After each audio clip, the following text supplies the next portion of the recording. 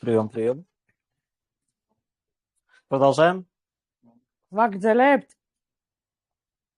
Вот мы перешли к нашей ведущей части этой лекции. ჩვენ ლექციის წამყვან Реанимация животных. ცხოველების რეანიმაცია. Вы найдете очень много общего с реанимацией людей. ძალიან ბევრ საერთოს იპოვით ადამიანის რეანიმაციასთან ერთად. Сейчас на слайде вы видите recover, как правильно произнести? Recover. Это ассоциация, которая первая решила ввести хоть какие-либо правила и алгоритмы для реанимации животных. თქვენ ახლა ეკრანზე ხედავთ Recover-ს, ეს არის ორგანიზაცია, რომელიც პირველმა შემოიტანა რაღაცა რეკომენდაციები მაინც ცხოველების რეანიმაციასთან დაკავშირებით. Первый пак рекомендаций был создан в 2012 году. პირველი ნაწილი რეკომენდაციების გამოშვებული იყო 2012 წელს. С тех пор и я проходил обучение по их старым алгоритмам, и весь мир. ამის შემდგომ მეც გავიარე პრაქტიკები მათი რეკომენდაციების მიხედვით. Спустя 12 лет 12 წლის შემდეგ они обновили свои рекомендации. მათ განაახლეს თავისი რეკომენდაციები. Это произошло в прошлом году. ეს მოხდა შარშან. В этот раз они подошли более осознанно к разработке своих рекомендаций. ამჯერად ისინი უფრო пасухებგებლობით გარკვევით მიუძღნენ рекомендациებს. Вы можете найти журнал ветеринарный Emergency and Critical Care. თქვენ შეგიძლიათ იპოვოთ ჟურნალი. Выпуск по их рекомендациям в свободном доступе. მათი რეკომენდაციებით არის თავისუფალ წვდომაში. Где они очень подробно рассказывают про метод, который они использовали. სადაც ისინი ძალიან გახსნათ ყვებიან იმ მეთოდს, რომელსაც იყენებდნენ. А также отдельно полные рекомендации в виде схем и в виде описания. და ასევე სრული რეკომენდაციები სქემისა სახით. Каждая их рекомендация обоснована с какой-то точки зрения.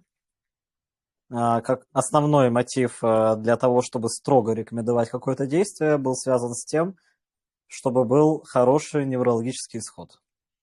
თითოეული მათი რეკომენდაცია გაკეთებულია ისე, რომ ყველა მხრივ ნევროლოგიურად იყოს კარგი შედეგი. И вы можете спросить, почему не выписка? თქვენ შეგიძლიათ იკითხოთ, რატომ არა გამოწერა? Нам для реанимации важно, чтобы пациент мог жить. И мог жить полноценной жизнью. იმიტომ რომ ჩვენთვის გაწერამდე უფრო მნიშვნელოვანია, პაციენტმა იცხოვრობს და იცხოვროს კარგად. სრულფასოვანი ცხოვრებით. По поводу выживаемости. გადარჩენის შესახებ. Когда первые рекомендации в 2012 году появились, статистика была примерно такой. 2012 წელს, როდესაც პირველად გამოჩნდა რეკომენდაციები, სტატისტიკა იყო შემდეგნაირი. Вся популяция реанимированных людей – это улица, больница, все что угодно. Выживаемость 10-20%. Реанимация ადამიანებში, ქუჩაში, საავტომობილო შემდეგ ყველა ადამიანის რო დავითვალოთ, გადარჩენა იყო 10-20%. 10-20% – это хорошая цифра. 10-20% ეს კარგი ციფრია. Несмотря на то, что реанимация в одного на улице без помощи, как правило, неэффективна, если помощь приходит, это прекрасно. როგორც წესი, მარტო რეანიმაცია ქუჩაში უშედეგოა ხოლმე, მაგრამ თუ მოდის დახმარება, ეს ძალიან კაია. Что по поводу ветеринарии? Ветеринария რა შეეხება? Такое себе. Исследование 2008 года. 2%. 2008 წლის проценты. Тем не менее, ამის შემდეგ все реанимации, которые проходили на операции, ყველა რეანიმაცია, или куда более серьезный исход, позитив. Серьезული позитивური შედეგი ჰქონდათ. Это дало почву для того, что пациент, который под мониторингом, который в окружении врачей, которому оказывается помощь сразу, у него есть высокие шансы выжить. ეს საფუძველს გავეს იმაში, რომ პაციენტი, რომელიც ყოფება დაკვირვების ექიმების ქვეშ, მას გადარჩენის საკმაოდ მაღალი შანსია. Именно поэтому были созданы алгоритмы и рекомендации. სწორედ ამისთვის შეიქმნა алгоритмები და რეკომენდაციები. Любой мертвый может быть воскрешен. 47% вероятности. Это круто. არის შეიძლება გაცოცხლდეს 47% ვარაუდით. После того, как появились новые рекомендации 2015 года, რაც გამოჩნდა, какого? 24. მჰმ. Прошлый год. იმის მერე რაც გამოჩნდა ახალი რეკომენდაციები 2024 წლისა. Было проведено небольшое исследование, связанное с тем, კვლევა, чтобы понять, как за вот эти 12 лет изменилась выживаемость в клиниках, где начали практиковать эти алгоритмы. რო გამოეკვლია თუ როგორ რამდენი პროცენტულობა იყო გადარჩენა იმის მერე რაც 2012 წელს შემოიღეს, აი 12 წლის განმავლობაში პრაქტიკაში რაც მას აქ Пусть вас 23% не смущают, это в том числе и анестезированные, и не анестезированные. 23% ნუ შეგაწუხებთ, ეს არის ანესთეზიოლოგიისა და არაანესთეზიოლოგიის ქვეშ მყოფი ცხოველების პროცენტულობის საერთო ჯამი. Итак, за 12 ეს лет თანამ შემოვიდოდა რეკომენდაციები 12 წლის მერე. не то, чтобы что-то изменилось. დიდად არაფერი არ შესწვლილა. Тренированные врачи, строгие алгоритмы, по-моему, больше 100%. გაწვრთნილი ექიმები, საავადმყოფოს ქვეშ დაკორებული. Статистической разницы нет. სტატისტიკურად დიდი განსხვავება არ არის. Авторы исследования говорят, ну вы не унывайте. კვლევის ავტორები გვერდები, მაგრამ გული უნდა გწყდებათ. Они просто плохо тренировались. ისინი უბრალოდ ცუდად ვარჯიშობდნენ. Не знаю, зачем я этот слайд сделал, Чтоб подавить. но мне показалось, что смешно. Морально. არ ვიცი რატომ გავაკეთე ეს სლაიდი, უბრალოდ სასოციალურად მომეჩვენა. Давайте начнем к делу. მოდი დავიწყოთ. Вы проходили недавно лекцию по триажу. ცოტა ხნით გავიარეთ ლექცია ტრიაჟზე. Рассказывайте мне. მომიყევით. Что побудит вас к тому, чтобы начинать реанимацию или задуматься о том, что она потребуется? Темные слизистые, где-то уже, не знаю, там синие, если нет дыхания, конечно же, если есть неврологические отклонения, животное не реагирует, если, например, СНК очень низкая, тоже надо уже предпринять меры. Отсутствие сознания, отсутствие дыхания или отсутствие дыхания? Мгм. Да. Здесь вы видите начало нашего алгоритма. ჩვენი ალგორითმის დაწყებას ხედავთ აქ. Супер похож на человеческий. ძალიან გავს ადამიანისას. Вы видите, что кто-то без сознания, ხედავთ რომ ვიღაცა უგონოთაა, зовете на помощь, ეძახ დახმარებას, хотя немного отличается, но не суть. Пытаетесь разбудить. ცდილობთ რომ გააღვიძოთ. Боже. Если есть какой-то ответ, оказываете помощь. თუ არის Если რაიმე нет ответа, оцениваете дыхание. ხმარებით, თუ არ არის რეაქცია, თქვა, Как мы оцениваем дыхание у животных? Какое нормальное, какое нет? როგორ ვაფასებთ სუნთქვას ცხოველებში, როგორია ნორმალური და რომელი არ არის ნორმალური. Кто-нибудь может мне изобразить агональное дыхание у собаки? Точно так же. Человек. Как у тебя? Покажи.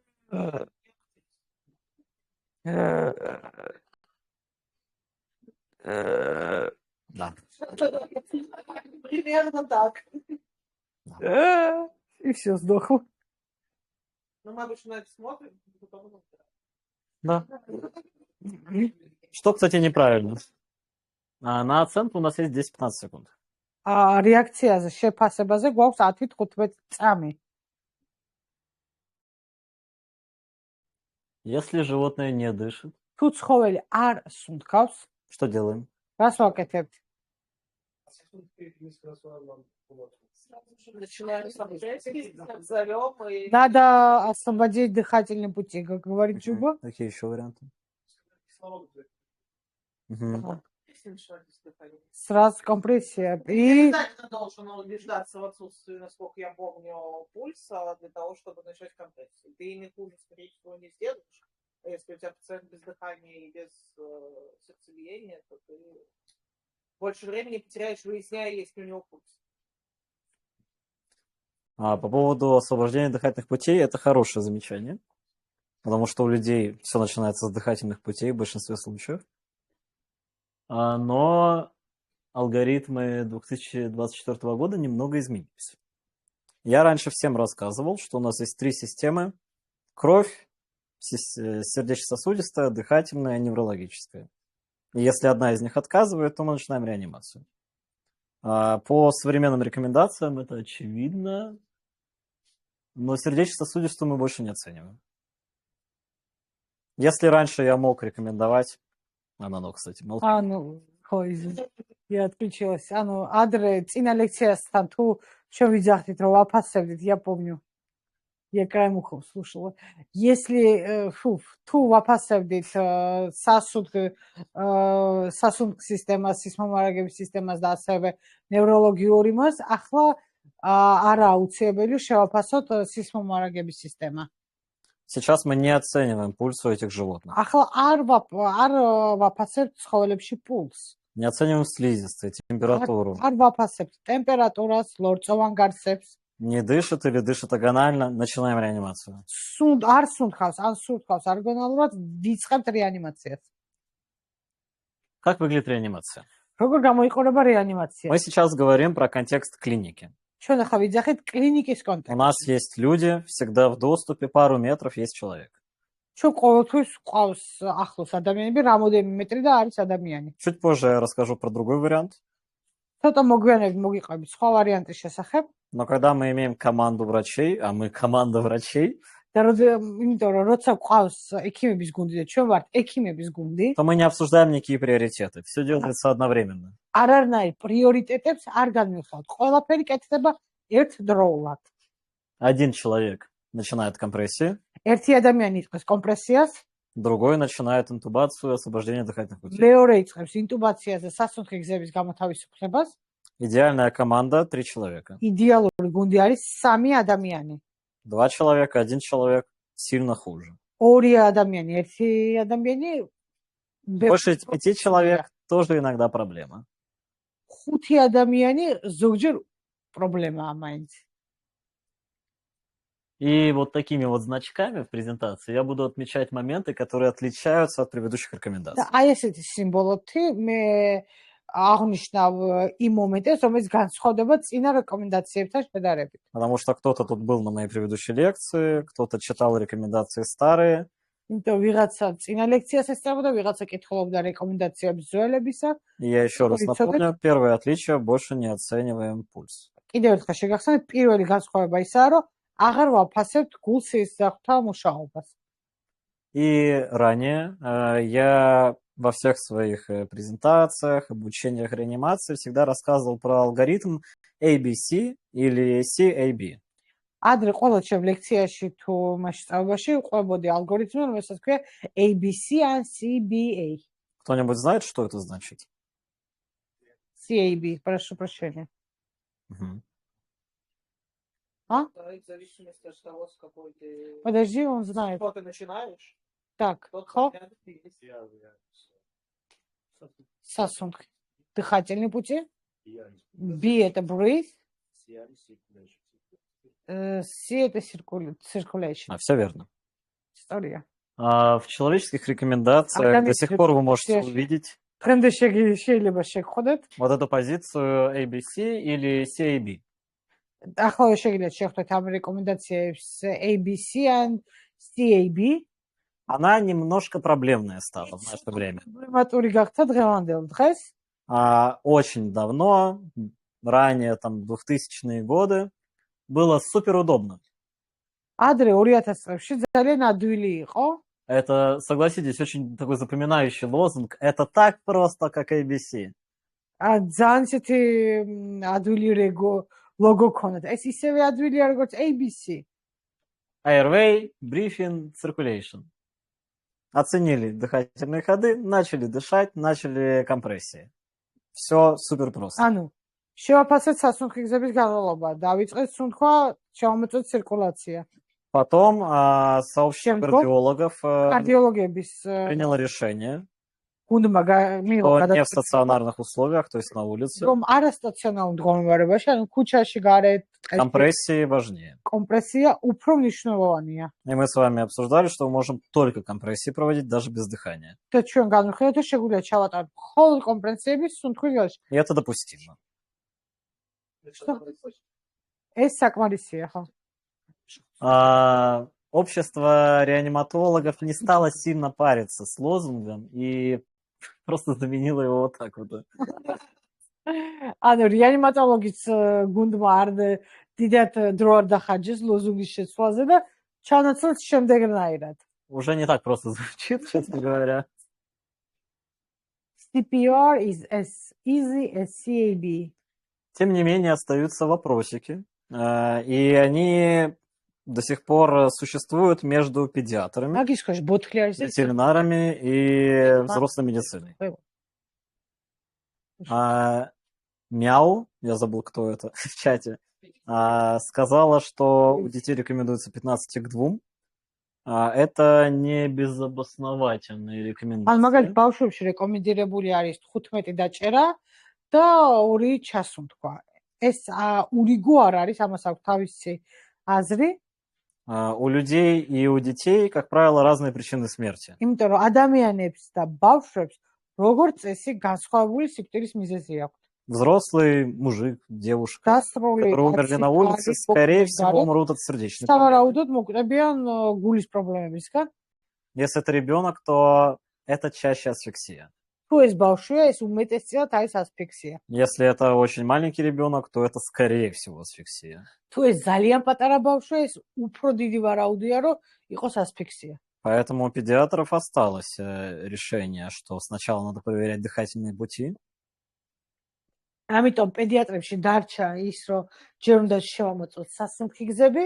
Но та ассоциация, чьи принципы я рассказывал вам ранее, მაგრამ ის ასოციაცია, რომლის პრინციპები рекомендует придерживаться одних рекомендаций для всех. ითხოვს, რომ გავყვეთ ყველა რეკომენდაციას ყველასთვის, როგორც ბავშვებისთვის, ისე დასრულებისთვის. Потому что, как правило, выживаемость после реанимации на улице все равно низкая. რადგან გადარჩენადობა რეანიმაცია, რომელიც სტარტდება ქუჩებში, უფრო ნაკლებია, ვიდრე კლინიკის პირობებში. Помимо этого, педиатры, которые говорили о том, что дыхательные пути и дыхание сначала начать лучше, они свои решения основывали на моделях на животных. То есть это животные умирали, им проводили реанимацию, начиная с дыхательных путей. И тем самым они решили, что животные тоже чаще асфиксично умирают, значит, надо детей так же, как животных реанимировать. ანუ პედიატრები რას ეყნობოდნენ? ეყნობოდნენ ცხოველების რეანიმაციას, იმიტომ მაგ შემთხვევაში ცხოველებში ასევე უფრო მაღალი არის იმის რისკი, რომ გარდაიცვალება ასპირაციით და აქედან გამომდინარე მიიღეს გადაწყვეტილება, რომ ბავშვების შემთხვევაშიც უპირველეს ყოვლისა უნდა დავიწყოთ სუნთქვით. Сообщество Recover, в свою очередь, говорит, что алгоритмы она берет с педиатрических алгоритмов. Что? Они как бы ссылаются друг на друга. ანუ recovery ორგანიზაცია გვეუბნება, რომ ეყრდნობა ასევე საბავშვო პედიატრების გუნდს, ასოციაციას, ანუ ეს ფაქტობრივად ერთმანეთზე გადააქვთ. Поэтому вопрос остается на самом деле открыт. ამიტომ კითხვა ჩნდება ფაქტობრივად ღია. რითი ვიწყებთ, როგორ ვიწყებთ? Я склоняюсь к тому же мнению, что и Европейская ассоциация спасателей для всех одинакова. მიქაელი ეყრდნობა იმას, ევროპის გადამჩენთა ასოციაციას, რომ ყველასთვის უნდა იყოს ერთი. Я приготовил слайд для вопроса на тему, почему циркуляция все-таки важнее. მოამზადა სლაიდი თუ რატომ циркуляция მაინც უფრო მნიშვნელოვანია. Он немножко скучный, ცოტა и вы მოსაწყვეტია. это уже, скорее всего, проходили в университете. Я проходил. ალბათ სავარაუდოდ ეს უნივერსიტეტში გაიარეთო და ყველა შეგვეცი. Я прям до сих пор помню это, что у нас есть вот этот вот синенький, это объем, который мы дышим постоянно. Что? ეს არის ლურჯად არის ის ჟანგბადის ის მოცულობა, რომელიც ჩვენ სუნთქავთ მუდმივად. Когда мы делаем спокойный вдох, спокойный выдох, мы используем вот этот вот небольшой процент легких. შვიდად ჩავისუნთქავთ, ამოვისუნთქავთ, ვიყენებთ აი ფიტოვის აი პატარა მოცულობას. Когда мы делаем большой вдох, большой выдох, როცა დიდ ჩასუნთქავს ვაკეთებთ, у нас есть какой-то запас, который мы можем использовать. მარაგი, რომელიც И შემოგვიგვიда. он в 2 раза больше. ის ორჯერ მეტია. И есть еще всегда вот этот небольшой запас, ну как небольшой, 1,5 литра. ნახევარი, ლიტრი ნახევარი ის მოცულობა. 1,5 литра воздуха у человека, который мы не можем выдохнуть. ეს არის ის მოსობა, რომელიც ამოსულ თქო ჩვენ არ შეგვიძლია. Мы не можем сделать так, чтобы выдохнуть все наши легкие, чтобы они схлопнулись. Это А невозможно. ფიზიკურად არ შეგვიძლია ისე ამოვისუნოთ ჰაერი, რომ ჩვენი ფილტვები შეკუმშდეს მთლიანად. Если у тебя не ОРДС, не кардиогенотип, это не важно. თუ რა თქმა უნდა კარდიოგენური შეშფება არ გაქვთ. В большинстве случаев есть какой-то остаток легких, который будет открыт, в котором будет циркулировать воздух. მეტესწილად არის რაღაც ფილტრებში რაღაცა მოცულობა, რომელიც გახსნილია და შეიძლება циркуляция მისი მოხდეს. Если мы начнем делать сначала компрессию, вот эти остатки мы будем гонять по организму. ან თუ თავიდან დავიწყებთ ჩვენ კომპრესიის გაკეთებას, ზუსტად ამ ნარჩენების циркуляция ხდება ორგანიზმში. Изначально, когда люди начали реанимировать других людей, თავდაპირველად ადამიანებმა დაიწყო სხვა ადამიანების რეანიმაცია. все думали, что механизм таков. ყველა ფიქრობდა, რომ რეანიმაცია არის შემდეგნაირი. Мы давим на сердце, ჩვენ ვაჭერთ გულს, в это время клапаны внутри сердца ამ закрываются, დროს სარქველები გულში იკეტება, кровь выбивается вперед სისხლი გამოდის წინ и не выбивается назад, потому что клапаны закрыты. და არ გამოედინება უკან, რადგან სარქველები დახურულია. С тех пор было проведено несколько исследований, весьма сомнительных в плане их იმ выполнения. შემდგომ მოხდა რამოდენიმე კვლევები ჩატარდა, Во время საეჭვო იყო მათი ჩატარების მექანიზმით. Во время реанимации людей приходил кардиолог, засовывал через пищеводный зонд и смотрел, как там сердце сжимается. აჰა. რეანიმაციის დროს, ასეთი კვლევების დროს მოდიოდა კარდიოლოგი, ზონდით შედიოდა გულში და ნახულობდა რა ხდებოდა იქ რეანიმაციის დროს. И клапаны иногда были открыты. და სარქველები ზოგჯერ ამ შემთხვევაში ღია იყო. Поэтому эта теория не совсем рабочая. ამიტომ ეს თეორია არც ისეთ სინამდვილეს არ შეძლებავება. УЗИ. Через пищеводное эхо, я так понимаю. идет. Да. Вот вы, наверное, могли увидеть, там такой датчик есть на старом УЗИ. Вот его можно засунуть в пищевод, в принципе, Серьезно? при должном желании. Нет, страха глаза раскрыли, когда Да. Теория немного дополнилась после нескольких случаев интересных. Было несколько случаев, описанных несколькими врачами, о том, что во время кардиооперации, не открытой, а с помощью катетеров, иногда они катетером попадали там в какой-то очаг неудачный, у них начиналась фибрилляция желудочков. სხვადასხვა ექიმების მიერ იყო აღწერილი შემთხვევები, როდესაც ოპერაციის დროს, კათეტერის შესვლის დროს ხდებოდნენ სხვა ადგილას და იწყებოდა დეფიბრილაცია. Кто не знает, эти операции делаются без наркоза. ვინც არ იცით, ეს ოპერაციები კეთდება ნარკოზის გარეშე. То есть сидит бабушка, ზის ბებია, ей вот сюда вот вводят катетер, აი აქ Допустим. შეხავთ კათეტერი, большую такую артерию, დიდი артерიაში, доходят до сердца დიდი и ანგულამდე хотят там что-нибудь прижечь. და უნდა თუ რაღაცა მაგათა მოწვან. И прижигают не то, და მოწვავენ სხვა რაღაცას. и сердце, желудочки начинают вот так вот дергаться, и сердце по факту перестает носить кровь. პარკუჭები იწყებს არითმიას და ან ფაქტობრივად гули გადააქვს სისხლი. Есть несколько секунд, в мозгу еще есть немного кислорода, გვაქვს რამოდენიმე წამი человек еще ჟანგბადი какое-то время в сознании, რაოდენიმე ჟანგბადი გვაქვს, ადამიანი მოდის გონზე, но это ненадолго. მაგრამ ეს დიდხანს არ ხდება. И хирурги просили და ქირურგები пациентов ხობდნენ кашлять. პაციენტებს დაეხველებინათ. И если они кашляли регулярно, თუ ისინი ახველებდნენ რეგულარულად, они не теряли сознание ისინი არ გადაავდნენ გონებას, и могли дожить до какого-то разрешения ситуации. და შეძლოთ მიიღწიათ რაღაცა სიტუაციის გადაწყვეტამდე. То есть сердце не билось, по факту нормально, ანუ გული არ ცემდა ნორმალურად, но они создавали давление в მაგრამ грудной ისინი полости, ხველებით ქმნიდნენ გულმკერდის არეში წნევას и этого было достаточно, чтобы жить. და ეს საკმარისი იყო იმისთვის, რომ ესუნთქათ. Тем самым появилась вторая теория, теория грудной помпы. და ამის გამო მოხდა მეორე თეორიის ჩამოყალიბება გულის помпის შესახებ. Она связана с тем, что мы нажимаем на всю грудную клетку, ის გულის მოსო ჩოვაჭამ თელ გულის გულმკერდის ზედაპირს, мы сжимаем сердце, ვაწვევით გულს, И так как вены легко сжимаются, და იმის გამო რომ ვენები ადვილად кровь не идет обратно икუმშროდება и идет в უფრო არ მიდის жесткую аорту. და მიდის მაგარ აორტაში. А когда мы Камагро. открываем, отдаем როდესაც ჩვენ ხელებს ვიღებთ, кровь в отрицательное давление двигается дальше. მოყოფითი წნევით მიდის პირდაპირ.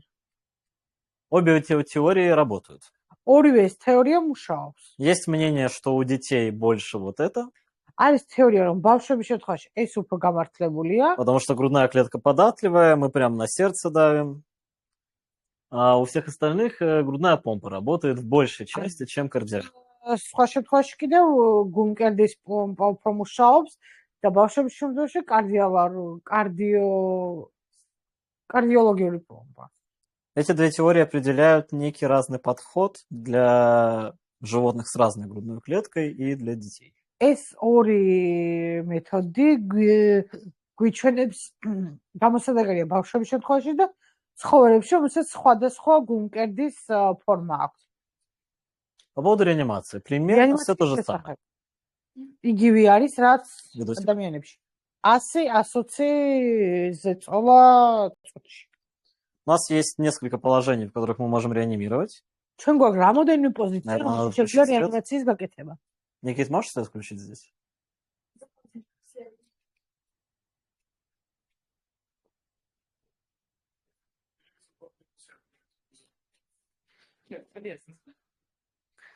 Я могу рассказать про эпилептический статус и приступ. Как это обычно происходит? როგორ ხდება ეს ჩვეულებრივ? ო, Животное умирает на полу, например. ყოველი ყდება მაგალითად იატაკზე, Удобнее ставить со спины. აი ზურგით. Мы используем похожий захват, как ჩვენ ვიყენებთ მსგავს ხელის პოზიციას, როგორც ადამიანებში, но по нынешним рекомендациям рекомендуется в одну точку. მაგრამ ახლანდელი რეკომენდაცია რეკომენდებულია მეორე თითების То есть не веер, как раньше, არა მარაო, ხო? მარაო, ხო? а такой захват არამედ из пальца. საკეთენ. Положение тела такое же, как при реанимации людей. Прямые მდგომარეობა სხეულის იგივეა, რაც ადამიანების შემთხვევაში. И тоже Быстрее надо. все делается в основном с помощью поясницы и пресса. Все нормально, сейчас смотри. Жопку не...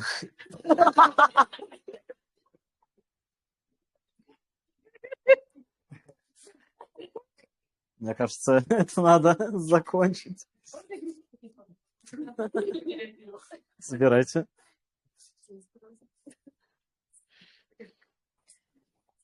Он подумал, что из-за цвета что-то тебе плохо.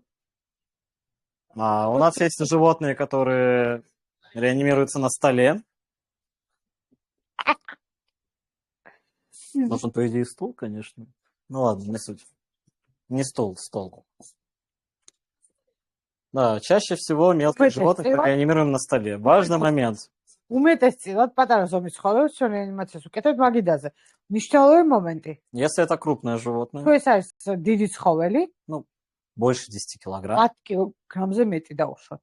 вы должны или спустить его на пол ან ძირს უნდა დააწვინოთ, для эффективной реанимации, или Эффективной использовать реанимации.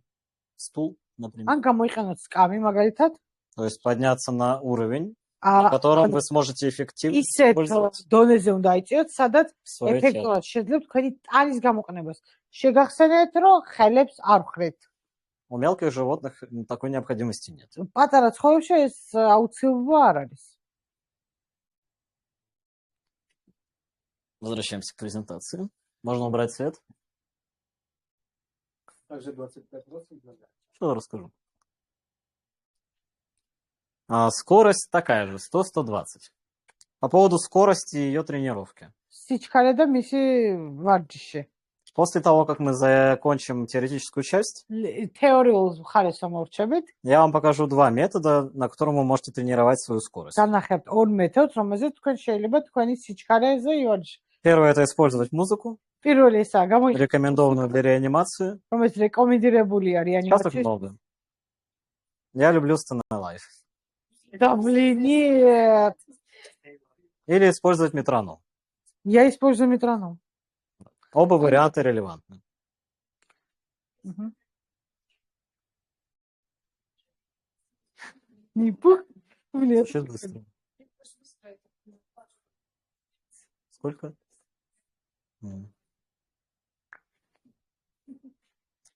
Значит, не забываем про то, что когда мы проводим компрессию, როდესაც ვატარებთ нам კომპრესიას, очень важна отдача. ჩვენ ძალიან გვჭირდება უკან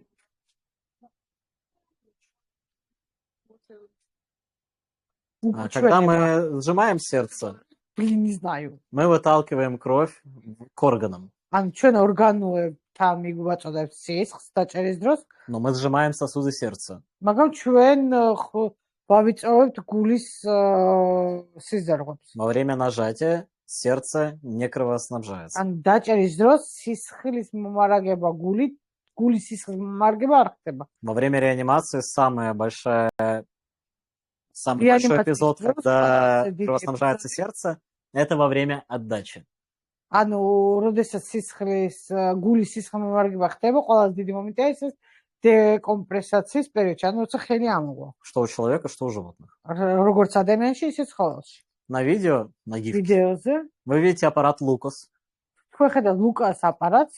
Это то, что сейчас используется у людей в реанимационных бригадах. ეს ის არის, რაც გამოიყენება ადამიანებში რეანიმაციის. Вот эта вот штучка, это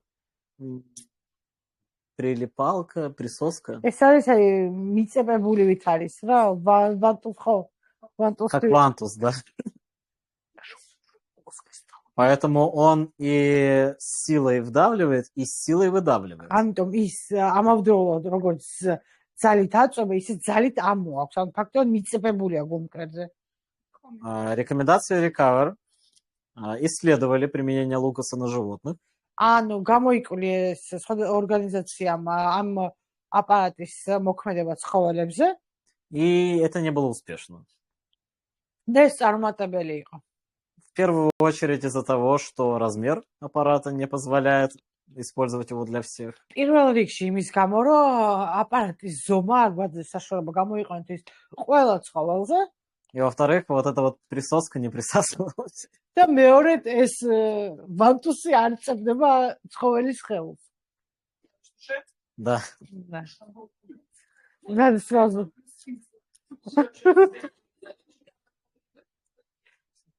В зависимости от того, кого вы реанимируете, каких размеров, какой грудной клетки, будут разные рекомендации в плане компрессии. კომპრესიის მხრივ იქნება სხვადასხვა რეკომენდაცია იმის მიხედვით, თუ რა ზომის, რა ასაკის იმას უკეთებთ ხო, რეანიმაციას. Похожие рекомендации есть у людей. მსგავსი რეკომენდაციები არსებობს Для врачей. ადამიანებშიც, ექიმებშიც И такие же, в принципе, есть у ветеринаров. და ამის მსგავსი არის ვეტერინარებშიც. Разделяют как минимум 4 категории пациентов. გამოყოფილია როგორ გუმკერდის ფორმის მიხედვით 4 ტიპი პაციენტების, которым используется разный подход к компрессии. რომელთანაც გამოიყენება კომპრესიის სხვადასხვა მეთოდები. Начнем с самого простого. დავიწყოთ ყველაზე ადვილი. Типичная ტიპიური собака с სახელი нормальной грудной ნორმალური клеткой. გუმკერდის. Здесь изображен лабрадор как типичный представитель. აქ გამოსახულია ლაბრადორი როგორც ტიპიური წარმომადგენელი. Берем самую широкую часть и туда ставим руку. ვიღებთ ყველაზე ფართო ნაწილს და ვდებთ ხელს იქ. Считается, что у таких пациентов основной механизм – это грудная помпа. ითვლება, რომ ამ პაციენტებს ძირითადი ის არის გულის პომპა. Таких пациентов мы реанимируем на 1/3 или половину грудной клетки. ასეთი პაციენტების რეანიმაცია ხდება გულმკერდის 1/3-ით ან 1/2-ით, ანუ უნდა ჩაწვიოთ გულმკერდი ნახევრამდე ან 1/3-მდე. Обратите внимание, это глубже, чем у людей. მიაქციეთ ყოდორ ეს უფრო ღრმად არის ვიდრე ადამიანებში. Конечно, 1/4, блин. У собак с килеобразной грудной клеткой, такая узкая, как уипет, ისიც ძაღლებს, რომელსაც ვიწრო გულმკერდი აქვთ, рекомендуют над сердцем. რეკომენდებულია გულზე, ანუ ვიცით მდებარეობს გული, გულის ზემოდან ხელის დადება. Их грудная клетка позволяет миновать вот это вот легкие пространства между сердцем и грудной და клеткой и реанимировать их прямо на сердце. გულმკერდი მათი გვაძლევს საშუალებას, რომ ავწდეთ ფილტვებს და პირდაპირ გულის რეანიმაცია მოხდეს. Мало того, в современных протоколах даже написали, а как определить, где сердце? იქამდეც მივიდა, რომ Вот у нас типичный представитель скелеобразной грудной клеткой. ანუ даже ახალ კონდიციაში დაიწერა თუ როგორ უნდა იპოვოთ აქ გული.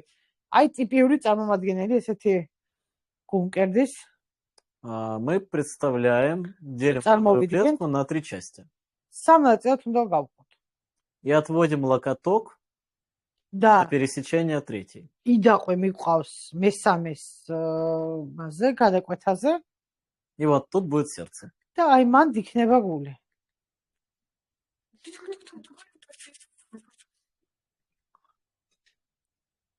Я просто нашел какие-то фотки, где примерно понятно, как это делается.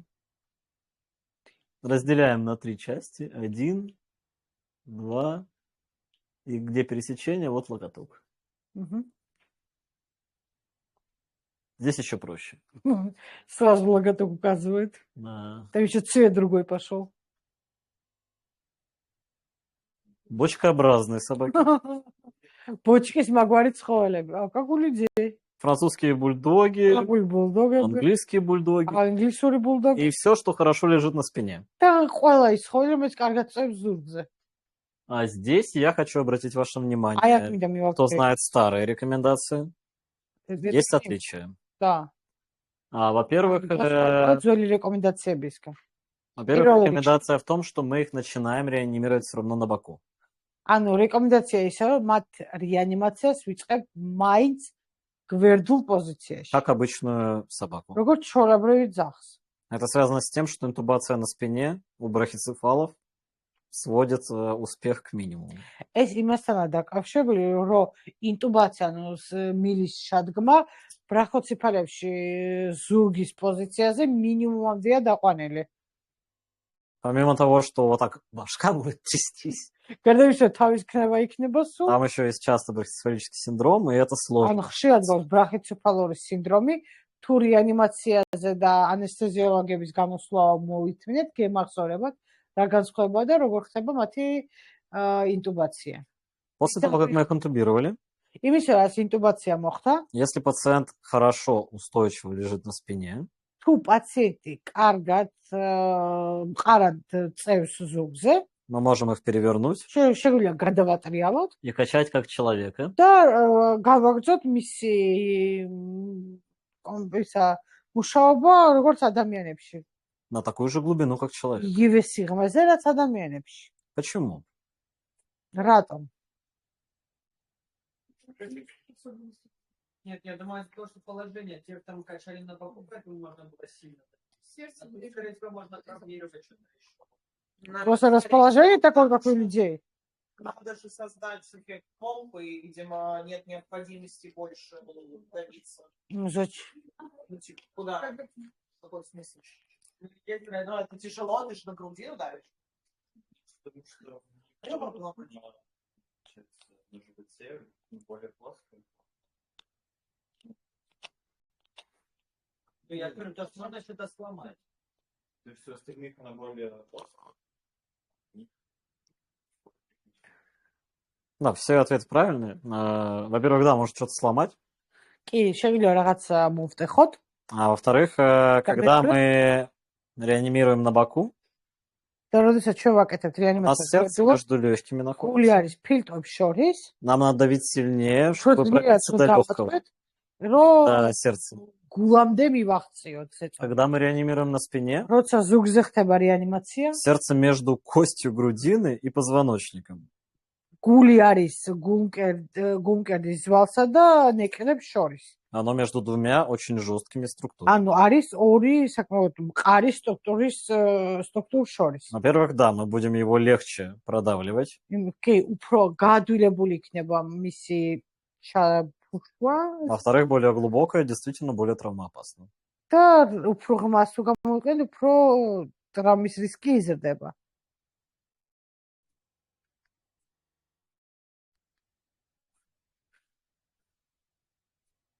Вот, я тут обратил внимание тем, что рекомендации изменились. По поводу кошек и маленьких животных. ატებსა და პატარა ცხოველებს რაც შეეხება. Рекомендации тоже немножко изменились. რეკომენდაციები ასევე ცოტა შეიცვალა. Было исследовано разные положения. გამოკვლეული სხვადასხვა ხელების სხვადასხვა პოზიცია. Можно использовать все. შეგიძლიათ გამოიყენოთ ყველა. Вы для себя сами выбираете, насколько вы считаете, что вам удобнее. თქვენთვის უნდა იპოვოთ ის პოზიცია, რომელიც თქვენ ниязет, თქვენთვის უფრო მოსახერხებელია. И просто продолжайте пользоваться этим методом. და უბრალოდ განაგრძოთ მაგ მეთოდის გამოყენებას. Для меня это была тоже новая информация. მიქაელისთვის ეს ასევე იყო ახალი ინფორმაცია. Я думаю, что это важно сейчас потренировать вот эти захваты на игрушках. ამიტომ კაი იქნება რომ ახლა ვივარჯიშოთ. Пока этот слайд с нами. სამი სლაიდი ჩვენთან არის, რომ ვივარჯიშოთ цხოველებზე. У нас есть две маленькие игрушки относительно. ორი პატარა ცხოველი. Поэтому пусть сейчас каждый попробует несколько этих способов. მოდი ყველას სადოს ეს რამოდენიმე Станет возле стула и попробует დადგება разные. სკამთან და ცდის სხვადასხვას. Я 2 стула поставлю. ორ სკამს Попробуйте დავწერთ. все 3 способа. ყველა სამივე მეთოდი უნდა ვცადოთ. Первое. Мне нужен еще один стул.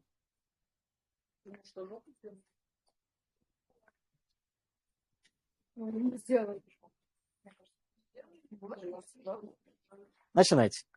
Лера. Лера и Мэй.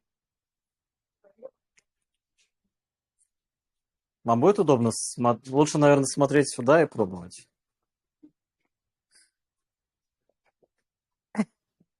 Мне лично понравились способы, которые удерживают руку со спины. Они как-то вот лучше получаются. Почему? Не уезжает, потому что если ты не фиксируешь со спины, она у тебя точно уедет назад. Уже все. Третий способ не очень понятен. Показываешь. А третий способ это с помощью ладошки компрессии, а не с помощью пальца. Блин, мне пальцы нравятся больше. А Мэй? С двумя большими. Да. Я хочу обратить ваше внимание, что несмотря на то, что способы другие, правила остаются те же. Руки не согнуты. Находимся над ПЦ. სხვადასხვა წესები ერთი და იგივეა. ხელებს არ ვხრით. Да. Когда ты можешь сейчас попробовать и поймешь, что когда ты делаешь вот так, быстрее палец устает, реально. А так ты больше силы передаешь с помощью руки. Ну, если два пальца, то... Использует человек тот метод, который ему удобнее. ის მეთოდი უნდა გამოიყენოთ, რომელიც თქვენთვის მოსახერხებელია. Что лучше? Давить с обеих сторон или давить исключительно с одной стороны? Რა თითები უფრო მეჩვენება. Вы всегда давите только сверху. То бишь только пальцем сверху. Да. Каждый решает для себя сам. Можно менять. Блин, нет. А рука участвует в процессе пальца. Вот так не надо. Мы как бы не руку сжимаем, а часть руки находится просто на поверхности. Ты сейчас попробуешь. Давай я тоже хочу. Да. Под или сбоку. Но это не с двух сторон сжатия, а только с одной сверху. По-моему, так удобнее. Как долго ты так простоишь, расскажи. 2 минуты потом менять.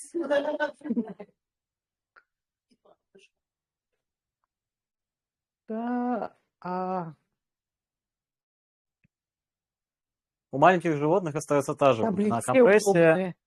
Половина, или треть. Тут უფრო ადვილია. Ну, რა ვიცი, თასათამაშოა და.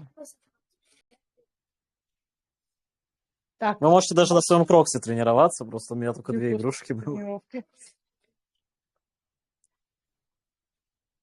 Иначе мне будет отскочу. Чего? Ты как будто только этим работал. Нет. Потом я специально, который в 10 вечера пришел.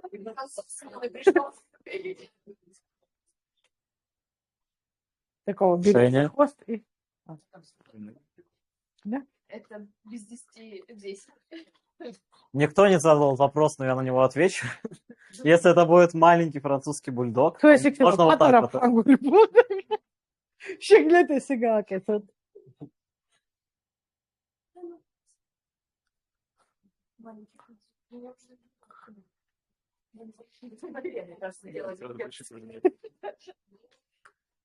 Ты слишком сильно продавливаешь. Это В нем маленькая... сложно не сильно продавить.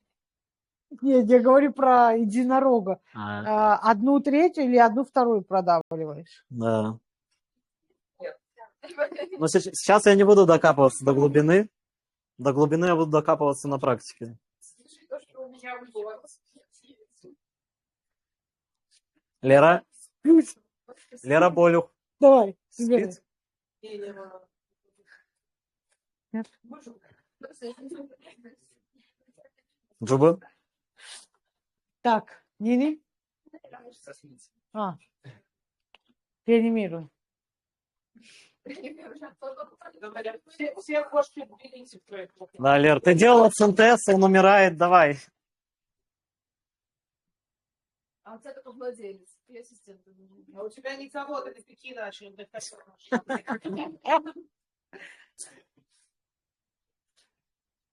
С такой скоростью. Сейчас важно именно технику. Почувствовать, как вам удобнее. Чем домой? Чем домой спить? Будет куни. Я подумал, что тут кто-то плюнул, а это просто плечо.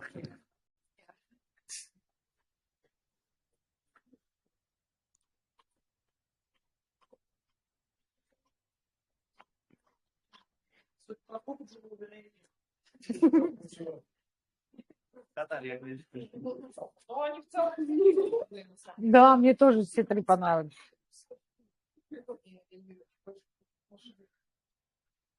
Так, Заза. Мюр. Они... Она смотрит, смотри.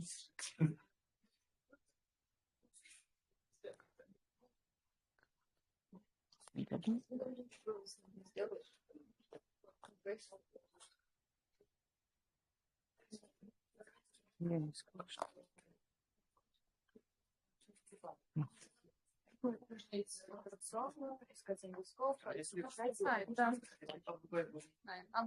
очень я хочу спасибо. Это вкусно. Мне понравилось. Аня. Я за сумму, я думаю, ты мне говоришь. Никто не потерял. Я. Агрессивно. Я хоть бы никто не спел, другой сказал. Зубы рука между лапок, а не на шее. Хатем шори, ставили. Кисозят соби. Вот так, кисори. Хатем шори. О,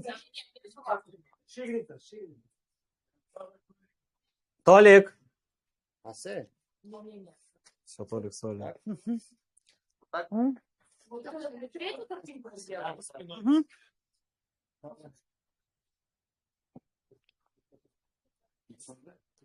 о, Да. он созя. Так на мою жопу никто не покушался. Да. Это запись. А Лев, старайся держать... Лев тебя зовут, да? Старайся тоже прямые руки держать.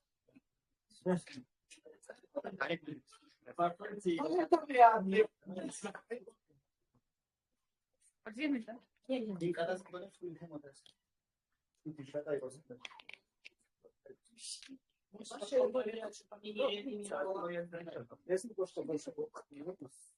Да. Можно. Разница с маленькими животными в том, что если мы будем Так, использовать давайте стандартный на захват, практике. Как у гуся. Мне кажется, Как гуси, так на три полости. Да. Ближе к... то, мне кажется, обычная грудная клетка. Это лабрадор такой. Да. Лабрадор. Ты лабрадор, ты охотничий. Да, да, да, да. Можно. Да. Пальцы быстрее устают, поэтому можно менять. Возможно, техника с ладонью будет более по времени выгодная. И я знаю, что не в жопе. Я его массажирую. Ему нравится, когда я ему жопу массажирую.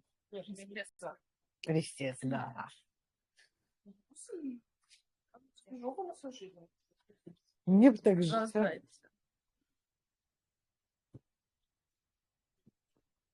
Андрей, тебе видно, что сзади происходит? Конечно. У нас свободный пациент есть. Люба? Дай, бачка, чхара.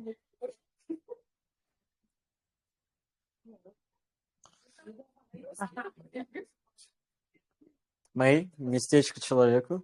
Ты уже пробовала? Неонаты же не так. Народ, Так же, как мы не выбираем пациентов, реанимируем всех. Да, можно так. Грязный пациент, собака, Слушай, кошка. Влад- Смотри на эти и прям Хватай. попробуй разные методы. Мгм. Какой тебе кажется удобнее? Вообще, я Мне тоже кажется, что лучше. у тебя нет медицинского человеческого образования, ты не имеешь... Пальцы устанут рано или поздно. Если он не имеет. Даже если будет, я могу перешагнуть и пойти. так... Знаешь, если это будет в Америке или в Европе, где еще после реанимации на меня в суд подадут, такой, ариведерчи. Одни больше, одни меньше. Ну, короче, пусть подыхает человек.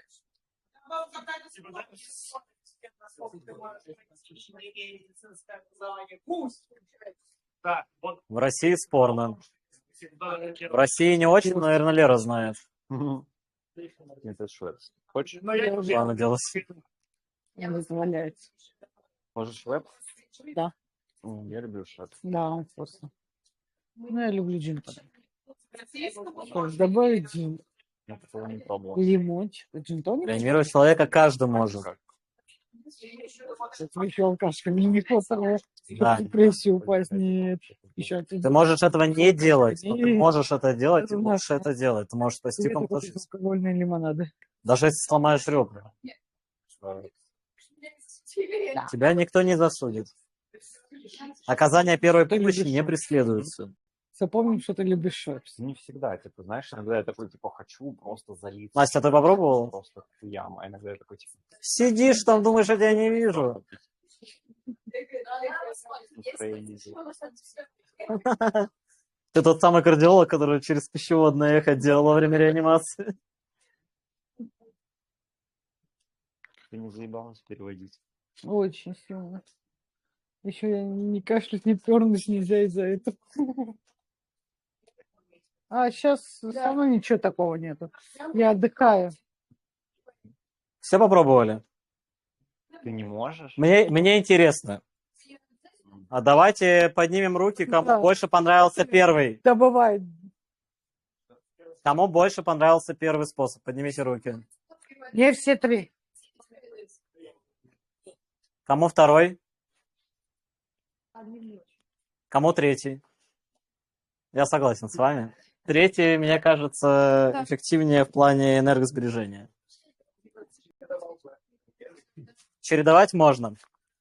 В расширенной реанимации лекции, если мы до нее когда-нибудь дойдем, я вам расскажу, в каких случаях обязательно надо чередовать. Чередовать все последовательности.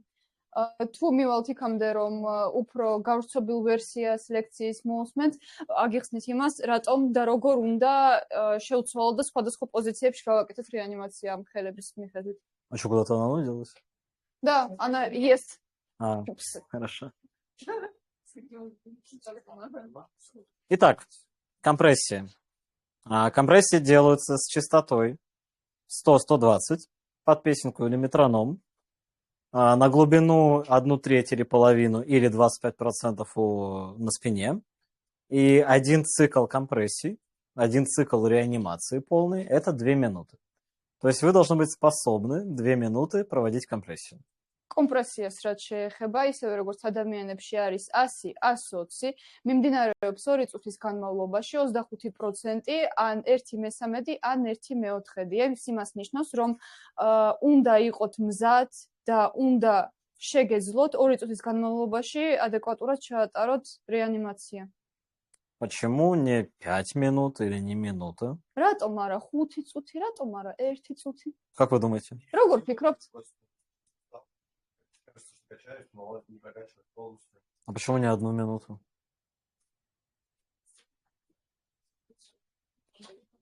რა? У нее есть ответ. Я жду.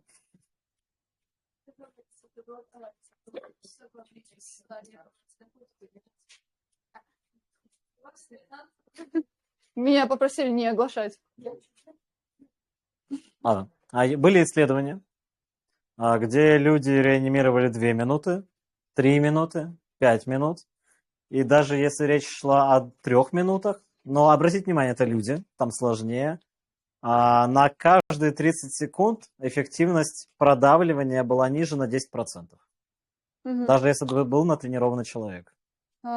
ჩაატარეს კვლევა, სადაც გააკეთეს რეანიმაცია 1, 2, 3, 4, 5 წუთის განმავლობაში და ყოველ 30 წამში გამოდის, რომ эффективность снижается на сколько?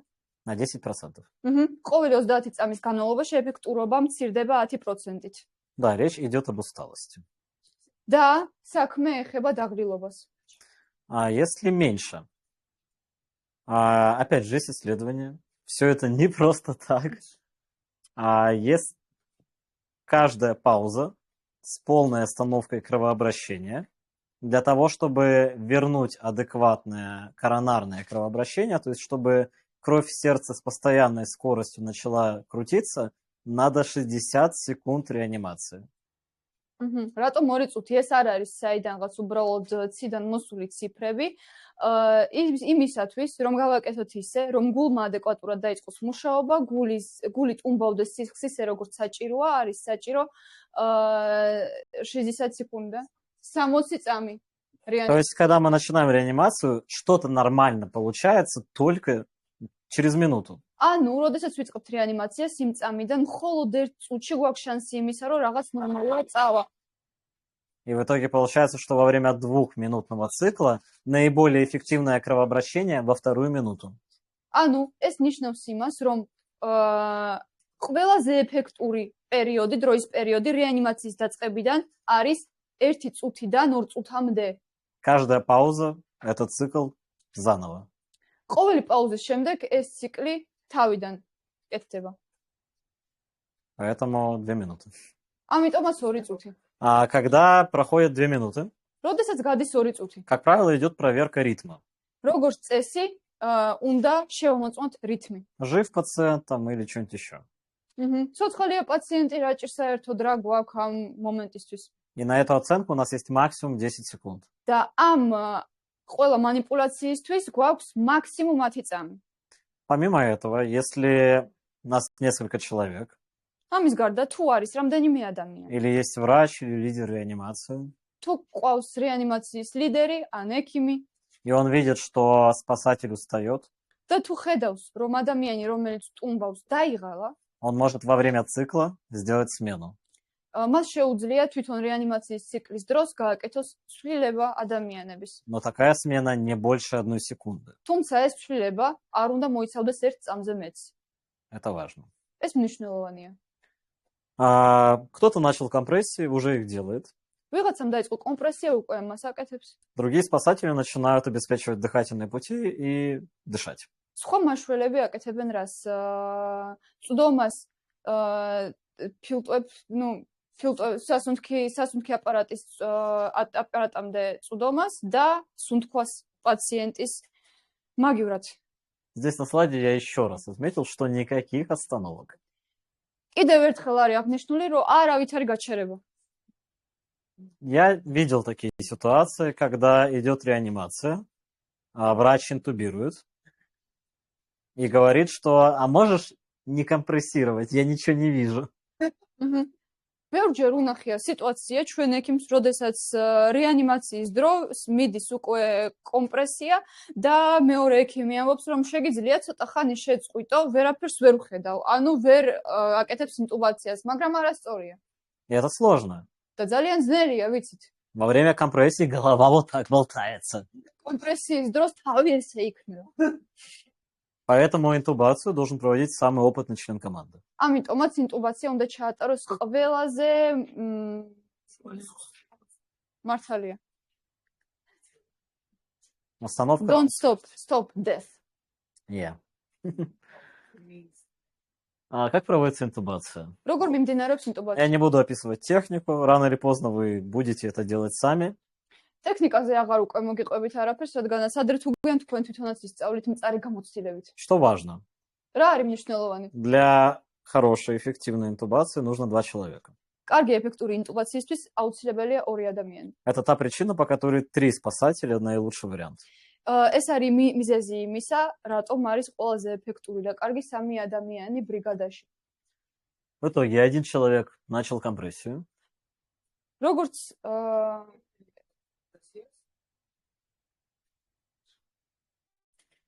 Ну, ты покушала?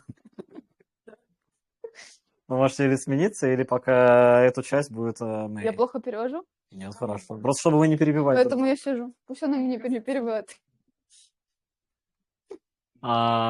Второй человек приносит набор, მეორე ადამიანმა უნდა მოიტანოს აღჭურვილობა. и в итоге 1 человек должен держать морду, ერთმა ადამიანმა უნდა დაეჭიროს а второй საფი. интубировать. მეორემ უნდა ჩაუსვას ინტუბაცია, ეგ მაგარია. ინტუბაციური ტრუბკა, როგორც არის ნაჩვენები ნახატზე. После интубации надо проверить. ინტუბაციის შემდეგ უნდა შევამოწმოთ. Есть несколько методов, я не буду на них сильно акцентироваться. არის რამდენიმე მეთოდი და Самый აქცენტირება простой – прямая визуализация. მაგრამ ყველაზე მარტივი არის პირდაპირი ვიზუალიზაცია. Наиболее лучший вариант, если всегда использовать ларингоскоп. უმეტესწილად ყველაზე ოპტიმალური ვარიანტი არის ლარინგოსკოპით შემოწმება. Особенно это может быть сложно, если это кардиогенный отек, есть кровь, пена из трахеи. ნუ ეს ძალიან გართულებული შეიძლება იყოს, მაგალითად თუ გვაქვს კარდიოგენური შეშუპება, სისხლი პირის გუდან, ასე შემდეგ, დორბლები, ასე შემდეგ, ნუ ეს ყველაფერი ძალიან ძნელია, მაგრამ ლარინგოსკოპი. Визуализация очень важна. მაგრამ ვიზუალიზაცია ძალიან მნიშვნელოვანია. Или как вариант капнография. ან როგორც ვარიანტი ტომოგრაფია. Ой, Порнография. После того, как вы убедились, что вы попали, надо завязать. Кто нашел? Завязать Имидж трубку. იმის შემდეგ, რაც ტრაქეალური ტრუბკა იქნება უკვე სასუთ გზებში, უნდა შევკრათ. Метод может быть любой, но в рекомендациях завязки через уши. ნებისმიერი მეთოდი შეგიძლიათ გამოიყენოთ, თუმცა ნუ ოპტიმალური ვარიანტი იქნება ყურებს მიღმა. Очень важно завязать, потому что, опять же, голова вот так болтается, и трубка вот так вылетает. მნიშვნელოვანია შევკრათ, რადგანაც ნუ თავი კანცალებს აქეთ-იქით და შეიძლება ამოვარდეს. И обязательно раздуть манжету. და ასევე აუცილებელია манжета, რომელიც გვაქვს თვითონ ტრაქეალურ ტრუბკაზე, გავბეროთ. Если вы не раздуете манжету, то воздух просто будет вот заходить и во время компрессии выходить через свободное пространство. манжетას თუ არ გავბერავთ, ისევე როგორც ჰაერი ჩავაშიგნით, ისევე ამოვა, რადგანაც გვექნება აი თავისუფალი სივრცე. В рекомендациях очень рекомендуется использовать кислород. რეკომენდაციებში ძალიან რეკომენდირებულია ჟანგბალის გამოყენება. В ситуации вашей клиники, это не моя клиника,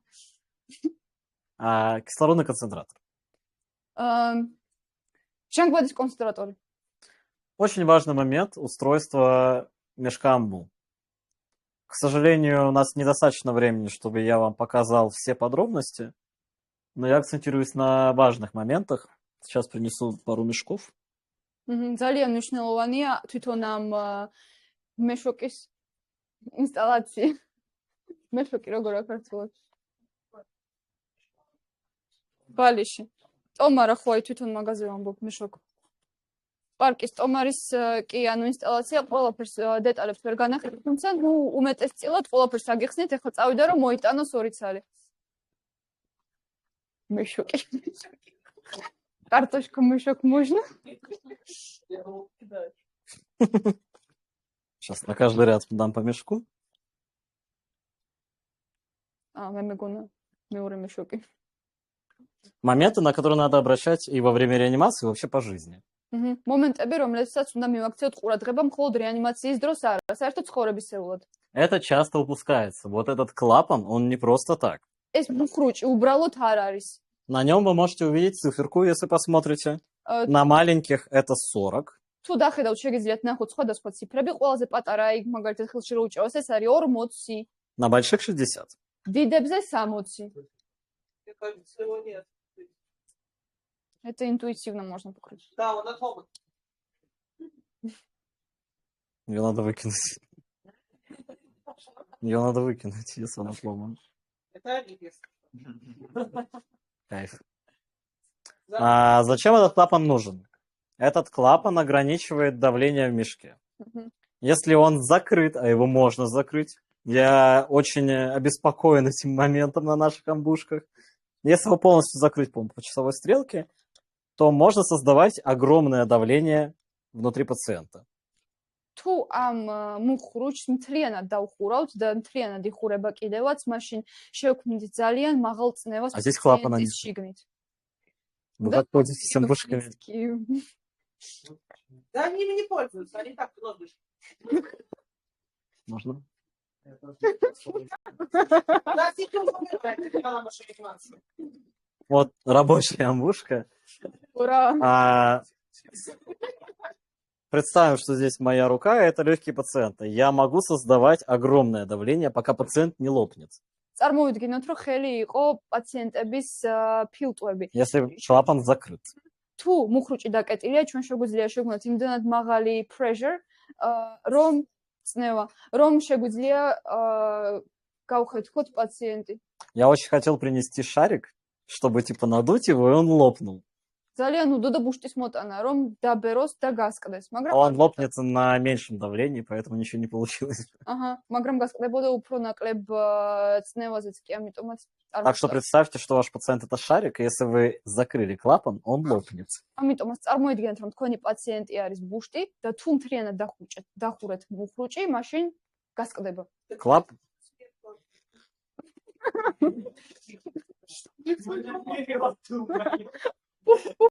Сегодня у нас лопнули 3 собаки.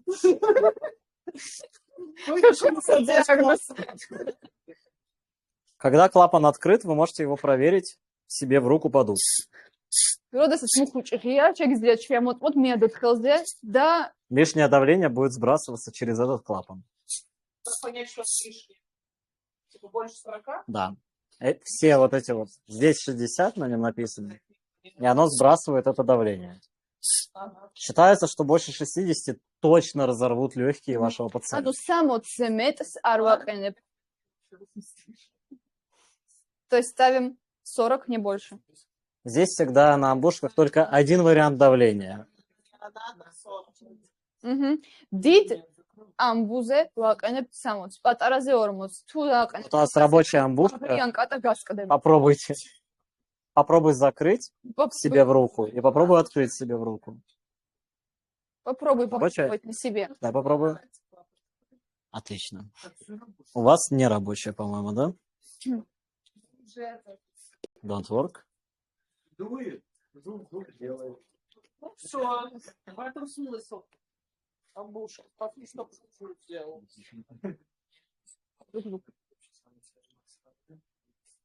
Причина, что они делают. Да, никто не... Дам немного времени, чтобы люди попробовали.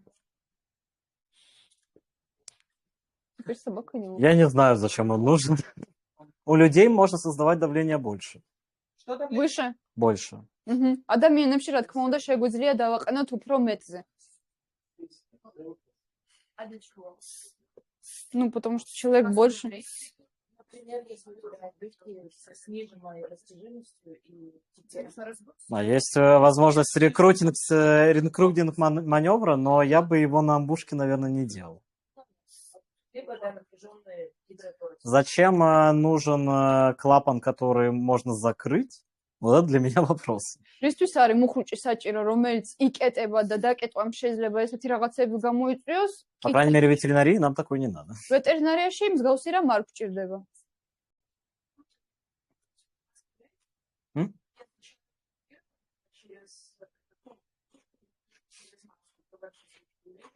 Это ларингомаска, наверное?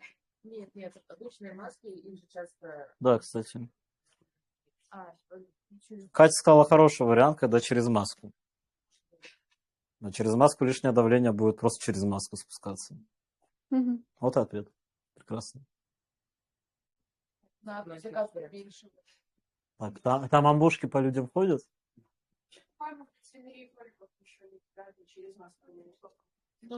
Про маску я расскажу, но позже. Больше будешь тубить, чего он слушает. Давай. С холодными обушками. Ну, я же плавно нет. Нет, там есть другая амбушка без клапана резинового. Вообще не рабочая. Это нелюбимых пациентов. Да нет, когда разбирали, все. Что посеешь? А, там вверх типа просто. Да, моей маленькой мечтой было когда-нибудь устроить здесь соревнования на сбор-разбор амбушки. Как калашников. Да. Ну, когда-нибудь потом. Из головы подвешенные, завязанные. Да. Я, кстати, в своем сраном колледже в Томске на экзамене анатомии с закрытыми глазами в мешке должен был кости определять. Вау. На скорость. Что Амбопсильно. У нас такое было в институте, да, типа, если ты сдаешь, то это было просто упражнение. Внимание, вопрос. Зачем, а главное, нахуя? Ну, Вот эти знания анатомии. слепой, кто-то очень хочет, чтобы ты в костях ковырял. Ну, на самом деле, ты определяешь вот эти вот шероховатости. Зачем?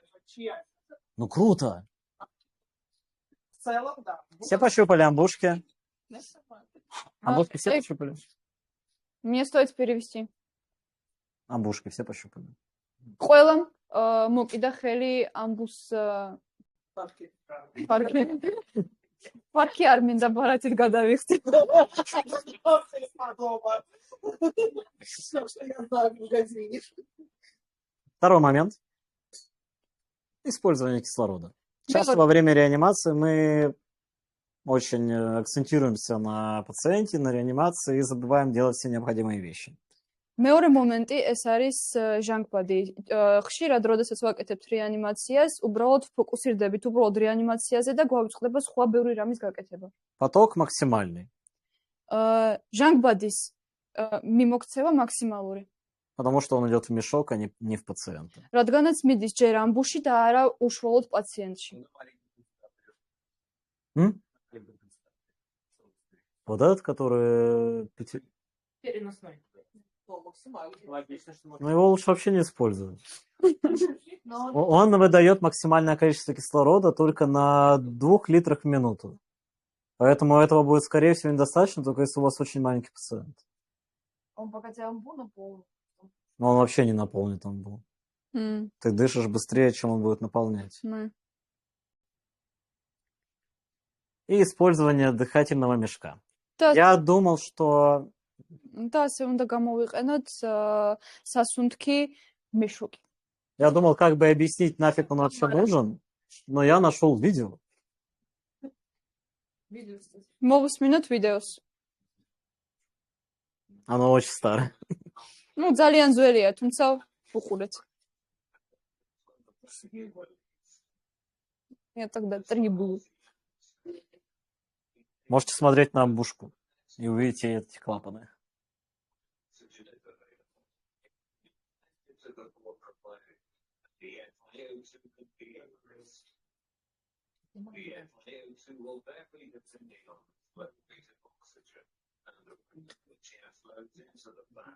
Кстати, если вы используете без мешка, то воздух у вас смешивается. უყურეთ, თუ იყენებთ ჟანგბადის ტომბრის გარეშე, მაშინ აი ამ სივრცეში, ლურჯ სივრცეში, სადაც ხედავთ, აირები ირება ერთმანეთში.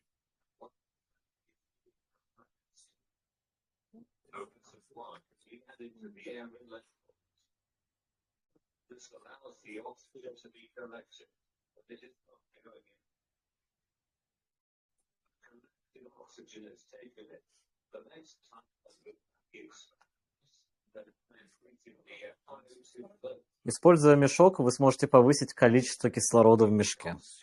თუ იყენებთ кислород мешок прозрачный который, да? თუ ვიყენებთ Который. ჟანგბადის ტომარას, ну, Воздух у тебя как будет? Даже он У тебя недостаточно потока будет, чтобы наполнить его и использовать только его. თუ გამოვიყენებთ ჟანგბადის ტომარას, უფრო მეტი ჟანგბადის მარაგი გვექნება.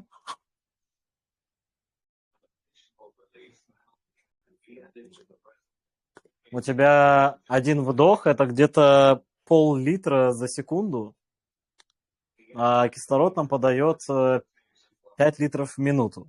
Поэтому одним только вдохом от кислорода мы не сможем насытиться. Все, это можно выключить. Всё. А если мы попробуем подсоединить в себя кислородную линию, мы не сможем дышать. Этого будет недостаточно. Mhm. თუ როგორც ხედავთ, გამჭვირვალე ზოლი არის შუაში, რომელშიც გამოდის ჟანგბადი. თუ მივიერთებთ ჩვენთვის, არ იქნება საკმარისი და ანუ სუნთქვისთვის არ იქნება საკმარისი. Ради интереса вы можете попробовать. თუ გინდათ სადად? Я пробовал. მან სადა? Для себя дышать амбу пробовал. Это неприятно. Через нос дышал? Через носку. Правило дыхания. Когда мы дышим пациента во время реанимации, мешок я сейчас дам.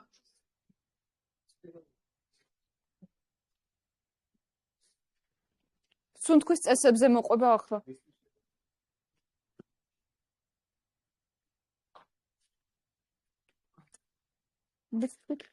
А где мешок? Я Рома. Там на какой-то из амбушек уже был мешок, по-моему, да? Да, был вон там. Угу. Отлично.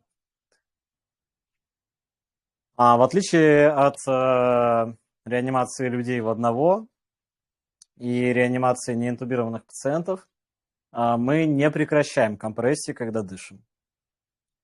Людей каких? Я расслышала. Во время реанимации людей в одного, когда мы это все делаем, или неинтубированных пациентов. ადამიანების და ასევე ცხოველების შემთხვევაში, ცხოველების, ოღონდ არაინტუბირებული ცხოველების შემთხვევაში არ не прекращаем Компрессии. არ ვწყვეტ კომპრესიას. То есть все 2 минуты это происходит и параллельно дышим, не останавливаясь. ანუ მთელი 2 წუთი ეს ქმედებები ხდება, არავითარ შემთხვევაში არ ვრჩევდებით და პარალელურად ინტუბაციას ვახდენთ. Да, легкие не смогут полностью раскрыться. კი, ფილტვები ბოლომდე ვერ გაიშლება. Это одна из причин, почему лучше использовать кислород. ეს არის ერთ-ერთი მიზეზი, რატომ არის უმჯობესი, რომ გამოვიყენოთ ჟანგბადი. Дышать надо 10 минут. უნდა ვისუნთქოთ 10 წუთის განმავლობაში. Это один вдох в течение 1 секунды каждые 6 секунд. ეს არის ერთი შესუნთქვა 1 წამის განმავლობაში, ყოველი 6 წამის განმავლობაში. Я видел людей, которые делают так. უნახავს ადამიანები, რომლებიც Mississippi აკეთებენ раз, ასე. Mississippi 2, Mississippi 3, Mississippi 4. Таким образом, можно придумать разные способы для себя. Можно просто считать секунды. შეგიძლიათ დაითვალოთ უბრალოდ წამები, ან მოიგონოთ რამე სიტყვიერი ათვლა თქვენთვის ინდივიდუალურად. Подытожим. Мы почти закончили с базовой реанимацией животных. In conclusion, Вы в поле видите, ქართულში ხედავთ, что какой-то кокер-спаниель лежит под владельцами на боку. რომ Типа не сверху сидят? Но они на лавочке, а он вот здесь лежит вот как так. ხედავთ, რომ ხოლში ვიღაც კოკერ-სპანიელი, ვიღაც ადამიანებთან ერთად წევს გვერდზე ქვეშ. Ваше действие. ქმედებები. თქვენი ქმედებები. თქვენი ქმედებები. А здесь немного алгоритм такой, типа, параллельный, но не отвечает на реакцию. არ პასუხობს რეაქციაზე. Что мы делаем дальше? Лини сказала, идем ближе. Мгм. Какие еще варианты? Ну, надо с ним взаимодействовать как-то. Он просто игнорирует. Он без сознания. Выяснили, что он без сознания. Да, вот, типа, не реагирует. უკვე აღმოჩნდა, რომ კოკა სპანიელი არის უგონოდ. Взаимодействует с владельцами. კოკა სპანიელი არის უგონოდ, უკვე აღმოვაჩინეთ. რას ვაკეთებთ? კლინიკაში მიყვავს. ვიზონ კლინიკო. Мы убедились, что он без сознания, как мы это выяснили. Потрогали его, покричали. Да, да, да. ну, А я сказал, что вы правильно сделали, вы его окликнули, потрясли, он не реагирует. მოვკიდეთ ხელი, დავუძახეთ, არავით არის რეაქცია, უგონოდ არის. რას ვაკეთებთ? Зовем на помощь. Дальше. Забираем пациента на реанимацию, одного с владельцем кого-то оставляем разговаривать. Хорошо. А когда мы его забираем, какие действия? Что какие? Сразу компрессию? Нет. Оценить дыхание. Ну, что-то какой-то... Шаун уже был такой. Да, немного не... იმის შემდეგ რაც გავარ Без сознания, но дышит. Это вопрос. Ты в самом начале сказал, что он без сознания. Он без сознания. იმის შემდეგ Дышит. Мы еще не знаем, это вопрос. Мы оцениваем, дышит ли он. Хорошо, ладно, окей. იმის შემდეგ რაც გავარკვიეთ რომ არ გვპასუხობს ჩვენ როგორც ტაქტილურ ასევე ხმოვან სიგნალებზე რას ვაკეთებთ Если он дышит и без сознания, то что делаем? ამ პატრონთან მთლიანი ადამიანები ანუ შემოყავს ძაღლის შიგნით და შემდეგი რასაც ვაკეთებთ არის უნდა ვნახოთ სუნთქავს თუ არა Дышит и без сознания. Ставим Катю. Ну да, да, да. Оказываем первую помощь. Если не дышит. Компрессии. Да. გვაქვს ორი გზა სუნთქავს ან არ сунткავს თუ კაი მე მოყვები Сейчас бывают пациенты без сознания, которые Да. В коме. Ну, нет, я понимаю, что в коме. А მე მეგონა ხა იტყოდა უკვე ხო ანუ თუ В коме, конечно, Да. но сразу в коме. Да. Я отреагирую чаще. да такое было Ну ладно, окей. ანუ თუ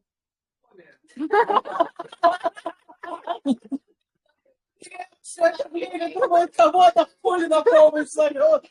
Мышей полевых. Сколько у нас есть времени на первичную оценку? 10 секунд 15. Да. ანუ ისევ განმახვილდა ყურადღება იმაზე რომ შევაფასოთ მდგომარეობა სუნთქავს არ სუნთქავს გვაქვს მაქსიმუმ 10-15 წამი იმის შემდეგ რაც დავასპოინთ რომ არ სუნთქავს ეგრევე ვატარებთ კომპრესიას Циклы 2 минуты, паузы 10 секунд. Это мы отработаем. ციკლი 2 წუთი პაუზა 10 წამი По поводу того, что делаем еще.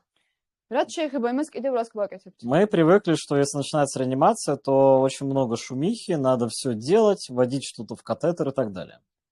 მივეჩვიეთ იმას რომ როდესაც არის რეანიმაცია ძალიან ბევრი რაღაცა ხდება რაღაცას კათეტერში ვუსვავთ რაღაცა არ ვიცი ან ძალიან ბევრი რაღაც ხდება და ხანდახან ვერ იგებს ვერავინ რა ხდება საერთოდ Введение каких-то действий, диагностики, введение препаратов относится к расширенной реанимации. რაც შეეხება სხვადასხვა პრეპარატების შეყვანას, სხვადასხვა დიაგნოსტიკას, ეს უკვე არის გავრცელებული დიაგნოსტიკა, ეს ჩვენ ჯერჯერობით არ გვეხება როგორც Это не область нашего интереса, но тем не менее в клинике есть важные моменты базовой реанимации. ეს როგორც ვახსენე უკვე არ გვეხება, თუმცა არის რაღაც საბაზისო მაინც საკითხები, რაც უნდა გვეხებოდეს და რაც უნდა გვესმოდეს მაინც გაგების донеზე. Смотрите, у нас есть некая последовательность. გვაქვს გარკვეული თანმიმდევრობა. И следующий идет мониторинг ЭКГ и капнограмма. И только потом внутривенный доступ. Почему? Надо сначала оценить, что ему надо вводить, скорее всего, и насколько, ну, дозировка, то есть вообще что нужно. Ну, вообще, если вас трое, то один делает компрессию, второй вентилирует, третий подключает монитор, а потом уже третий ставит катетер. Да, но последовательность – это очень важно. Это точка многих споров среди ветеринаров. Да. Помимо этого, я бы хотел отметить, что всегда были рекомендации, что ЭКГ первое. Ты, кстати, не сказала на грузинском, зачем нам ЭКГ первым. ეკეგერისთვის გვინდა პირველი, ანუ იმის შემდეგ რაც ვაკეთებ კომპრესიას, ჟანგბადი, ვენტილაცია, შემდეგ ვაკეთებთ აი მესამე პუნქტში რაც არის ჩამოთვლილი ყველაფერს. რატომ? რადგანაც უნდა შევაფასოთ როგორი, ანუ საერთოდ მანამ სანამ ჩაუდგავთ კათეტერს და მივცემთ რამე საერთოდ წამალს, უნდა გავიგოთ რამდენი წამალი მივცეთ, რა წამალი მივცეთ და რა უნდა მოვიმოქმედოთ საერთოდ. Можете фиксировать компрессию, можно будет. Да. და ასევე უნდა შეგვიძლია შევაფასოთ თუ როგორი ეფექტური იყო კომპრესია. ამიტომაც აუცილებლად მესამე პუნქტი რჩება ყველა მონიტორის და მაჩვენებლის, ასე ვთქვათ, გაგება და შემდეგ ანუ ეს თანმიმდევრობა ძალიან მნიშვნელოვანია. По рекомендациям 2024 года ЭКГ обязательно. 2024 წლის რეკომენდაციების Капнография. 2024 წლის რეკომენდაციების მიხედვით კოპნოგრაფია არის აუცილებელი. Раньше она была рекомендацией. ამის წინათ იყო რეკომენდაცია, თუმცა ეხლა გახდა აუცილებელი პირობა. Сейчас каждая реанимация должна проходить с капнографией. ყოველი რეანიმაცია უნდა იყოს კოპნოგრაფიის მონაწილეობით. Это больше информации для врачей, но, тем не менее, с помощью капнографии мы определяем, насколько мы успешно реанимируем. ეს არის უფრო информация უშუალოდ ექიმებისთვის, თუმცა კოპნოგრაფიით ჩვენ ხვდებით, რამდენად ეფექტურად გადის ჩვენი რეანიმაცია. Тот, кто уже реанимировал здесь в клинике с монитором, мог заметить или подумать, что когда мы реанимируем, мы видим, что на ЭКГ происходит какая-то линия, похожая на то, что вы делаете, и помимо этого пульсоксиметрическая волна может быть. ვინმეს უკვე ალბათ რა თქმა უნდა გქონდათ შეხება კლინიკაში რეანიმაციასთან და როდესაც მაგალითად პულსოქსიმეტრზე ვხედავთ რომ ჩვენ ქმედებებთან ერთად ისეთივე ანუ პულსის ის არის ზოლი, ну მაგას ვხედავთ რა იდეაში. Это ненадежно. და ეს არ არის რეალურად სანდო მეთოდი. Самый надежный показатель эффективности вашей реанимации – это капнография. ყველაზე ეფექტური მაჩვენებელი თქვენი რეანიმაციის ეფექტურობისა არის კოპნოგრაფია. И рекомендуется поддерживать уровень не ниже 18. და რეკომენდირებულია 18-ზე наклები, ანუ არ უნდა დაიცვათ. Я не знаю, как сейчас, есть ли у вас новые линии капнографа, но вам тогда надо использовать какие-то коэффициенты. Лучше использовать новые линии капнографа. ну არ იცი სამექიმ ხა კოპნოგრაფიის ახალი ის ну აპარატი გვაქვს თუ არა, მაგრამ უნდა გამოვიყენოთ რაც გვაქვს. საერთოდ არ გვაქვს. Я ухожу. Пока. По поводу внутривенного доступа. რაც შეეხება ვენურ ინტრავენურ доступ წვდომას. Ну, во-первых, определим для себя. Это не первое, что нужно. ну უნდა დავიმახსოვროთ რომ ეს არ არის პირველი აუცილებლობა. Если нет вены, есть кости. თუ არ გვაქვს ქვენები, გვაქვს ძვლები. Если нет костей, есть трахея. თუ არ გვაქვს ძვლები, გვაქვს ტრაქეა. Есть много вариантов, куда вводить. არის უამრავი варианты, сад შეიძლება ჩავასხოთ წამალი, сад შევიყვანოთ წამალი. Не попал, шансов, что ты внутрикостный катер поставишь. Собачья. Это очень легко. Да, я понимаю, что технически это легко, но просто типа пробить бедро у собаки вот такого размера, просто спот, наверное, вряд ли у тебя так получится. Довольно легко. Можно плечевую использовать. Плечевую. Мне кажется, они одинаковые. Ну, понятно, что вы пробивали при взятии костного мозга, но только вы для этого лимфшите используете, а не внутривенный катер. Не, внутривенным не надо. Это по-другому. Ну, то есть для того, чтобы это сделать, у тебя под рукой должна быть игла лимфшит, правильно? Эпидуральная игла 18G. Достаточно. По поводу катетеров. Внутривенный доступ в приоритете между другими. Между чем? Между остальными всеми вариантами. ინტრავენური წვდომა არის, ну, ცენტრში რა, ანუ აუცილებლობის ცენტრში, ასე ვთქვათ, არც ძალიან აუცილებელია რა, არც ბოლო ადგილზე არ დგას. По новым рекомендациям, если за 2 минуты, то есть за первый цикл, вы не можете поставить катетер, то ставьте внутрикостный. ახალი რეკომენდაციების მიხედვით თუ 2 წუთის განმავლობაში, ანუ პირველი რეანიმაციის ციკლის განმავლობაში ვერ ჩადგით კათეტერი, ანუ დგავთ ძვლის კათეტერს. Внутрикостный катетер устанавливается довольно легко, и это надо тренироваться на трупах. ძვლის კათეტერი დგმა საკმაოდ მარტივად უნდა ივარჯიშოთ ლეშზე. Особенно у маленьких животных, кошки, собаки до 10 килограмм. განსაკუთრებულად ძაღლები 10 კილომდე კატები. И используйте для этого эпидуральную, самую крупную иглу, которая у вас есть. ამისთვის გამოიყენეთ ყველაზე დიდი эпидуралური ნემსი, რომელიც გაქვთ. Если животное крупное, если вы не знаете, как это сделать, то внутритрахеальный метод тоже доступен. თუ ცხოველი დიდია და არიცით როგორ ეს გააკეთოთ ასეთ დიდ ცხოველზე და საერთოდ არიცით როგორ გააკეთოთ, მაშინ ტრაქეალური მეთოდიც ნორმალურია. Опять же, это все объясняет, почему сначала ЭКГ, потому что ввести мы можем разными путями. ეს კიდევ ერთხელ ანახულებს ყურადღებას, რატომ ჯერ უნდა გავიგოთ მაჩვენებლები და გავაკეთოთ ეკგ და სხვა რაღაცეები და მერე უკვე, გავიგოთ რა ჩავუსვათ და რა შევუყვანოთ.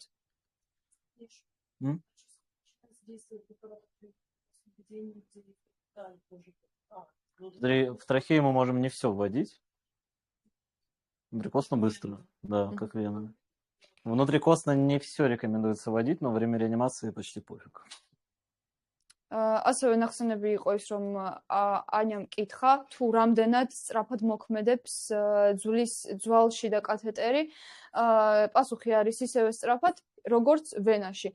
ზოგიერთი პრეპარატი არ არის რეკომენდირებული ძვლის წითელ ტვინში, თუმცა რეანიმაციის დროს ყველა მეთოდი მოსულა. Есть еще один момент, о котором я думал не говорить. კიდევ ერთი მომენტი არის, რომელიც გახმოვანებაც არ უნდოდა. Но это может быть интересно людям, которые знали предыдущие рекомендации. მაგრამ შეიძლება დაინტერესოს ადამიანებს, რომლებმაც უკვე გაიცნეს წინა რეკომენდაციები. Тот алгоритм, который я вам показывал до этого в презентации, выглядит на самом деле не так. ის ალგორითმი, რომელიც განახეთ амистиан презентацიაში, ეგრე არ გამოიყურება. Вы помните, что было после вот этого момента? გახსოვთ ამ მომენტის მერე რა იყო? Раньше? Вот то, что я сейчас показывал. Да, всё есть. Да. На самом деле рекомендации Реанимация немножко отличаются. მაგრამ რეკომენდაციები ცოტა განსხვავდება.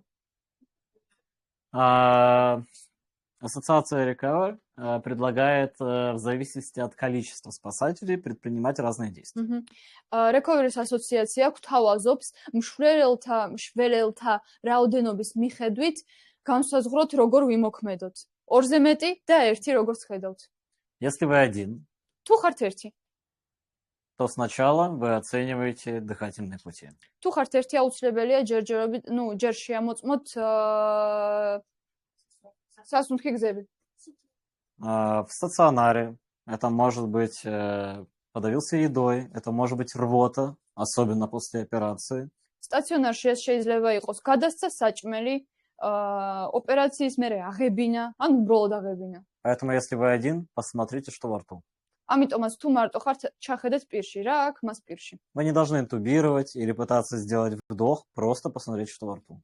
თქვენ არ უნდა ეცადოთ გაუკეთოთ ინტუბაცია, კიდევ რამე, ჩაბეროთ პირში, უბრალოდ ნახეთ რა აქვს პირში. И если там что-то есть, და თუ რამე მას აქვს პირში, уберите это. გამოწმინდეთ. И затем начинайте компрессию. და ამის შემდეგ დაიწყოთ კომპრესია. А если вы не в клинике или вы ограничены в инструментах, თუ არ ხართ კლინიკაში, ან გარკვეული რაოდენობის ინსტრუმენტები გაქვთ, ან საერთოდ არ გაქვთ, то реанимация в одного очень похожа на человеческую. მაშინ თუ გვაქვს ერთი ადამიანი, თუ ხართ მარტო, ძალიან მსგავსია და გავს ადამიანის რეანიმაციას. 30 к 2. 32-ზე. И вы можете делать вдох, искусственное дыхание через нос. და ასევე შეგიძლიათ გააკეთოთ ხელოვნური სუნთქვა ცხვირიდან. Как это выглядит? როგორ გამოიყურება ეს? Вы закрываете рот ხურავთ პირს и прямо в нос. და ცხვირში უბერავთ. И важный момент. ძალიან მნიშვნელოვანი მომენტი. Это должно находиться по линии позвоночника. ეს უნდა იყოს ხერხემლის ხაზის გასწვრივ. То есть, если вы будете делать вот так, Ну. то, скорее всего, у вас пережмется трахея, тот же язык может запасть, и вдох будет неэффективным. თუ ესე გააკეთებთ, შეიძლება ტრაქეა უბრალოდ გადაიჭიროს და თქვენი ჩასუნთქვა აღარ იყოს ეფექტური. Как на фото, по прямой линии. ისევე როგორც ფოტოზე. გასწრივ. А если, опять же, там рвота, что-то стрёмное, это не ваша собака, то вы можете не делать вдох-вдох. Вдох-вдох. Вдох-вдох. Но рот в нос, да. თუმცა იმაზე გახსოვდეთ რომ თუ ეს არ არის თქვენი ძაღლი, თუ აქ ნარწყევი, თუ აქ არ ვიცი რაღაცა, ну არ გინდათ. Или вы можете использовать маску. ან შეგიძლიათ გამოიყენოთ ნიღაბი. В клинике есть такие конусы, კლინიკაში გვაქვს ესეთი კონუსები, здесь тоже. აქაც. Плотно к морде и делать вдох амбушкой. კარგად მივაბჯინოთ ცხვირპირს და კარგად ჩავბეროთ. Никогда не пытайтесь интубировать в одного. არასდროს არ ეცადოთ ინტუბაცია ჩაატაროთ ერთ ადამიანში. Занимает очень много времени. ძალიან ბევრი დრო მიაქვს. Или, может, как и у людей, только компрессия. ან ისევე როგორც ადამიანებში შეიძლება უბრალოდ კომპრესია. Пока вы ждете помощи. მანამ სანამ მელოდებით დახმარებას. უი, Вот такие маски. ამგვარი ნიღბები. Ну что ж, мы дошли до конца. Ура! Можно хлопать? Перерыв нужен? Думаю, да. Есть поесть. Трошки. Это утверждение.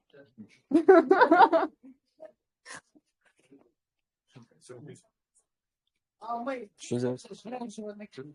Сейчас я тебе тут целлофан попочный кину. Так. Все решено. Мама, я гей. Папа, я гей.